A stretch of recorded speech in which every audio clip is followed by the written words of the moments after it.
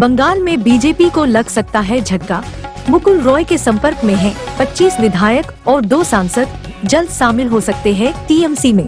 पश्चिम बंगाल विधानसभा चुनाव में बीजेपी का प्रदर्शन भले ही पहले से काफी बेहतर रहा हो, लेकिन अब उसकी मुश्किलें बढ़ती दिख रही है। बंगाल बीजेपी के दिग्गज नेता मुकुल रॉय के तृणमूल कांग्रेस में वापस जाने के बाद अब इस बात को लेकर चर्चा तेज हो गई है कि बीजेपी के कई और विधायक और नेता बहुत जल्द तृणमूल कांग्रेस का हाथ थाम सकते हैं।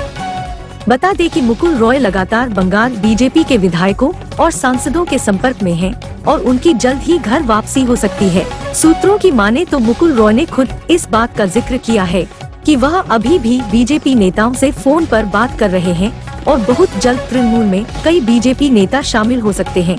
बता दें कि साल 2017 में तृणमूल से बीजेपी में शामिल हुए मुकुल रॉय अपने बेटे शुभ्रांशु के साथ वापस टीएमसी ज्वाइन कर चुके हैं। मुकुल रॉय के वापस तृणमूल कांग्रेस में आने पर राज्य की मुख्यमंत्री ममता बनर्जी ने कहा कि उन्हें पार्टी में जल्द ही कोई बड़ा रोल दिया जाएगा। बता दें कि इस पूरे घटनाक्रम पर मुकुल रॉय के बेटे शुभ्रांशु ने बताया कि बीजेपी के कम से कम 25 विधायक और 2 सांसद तृणमूल कांग्रेस में जल्द ही शामिल हो सकते हैं। उन्होंने कहा कि विधानसभा चुनाव के बाद बीजेपी ने जो किया उसका जवाब देने का वक्त अब आ गया है। उन्होंने कहा कि बीजेपी में जाने के बाद से ही उनके पिता मुकुल रॉय पर काफी दबाव था। इस दबाव के चलते ही उनके पिता की सेहत कमजोर हो गई।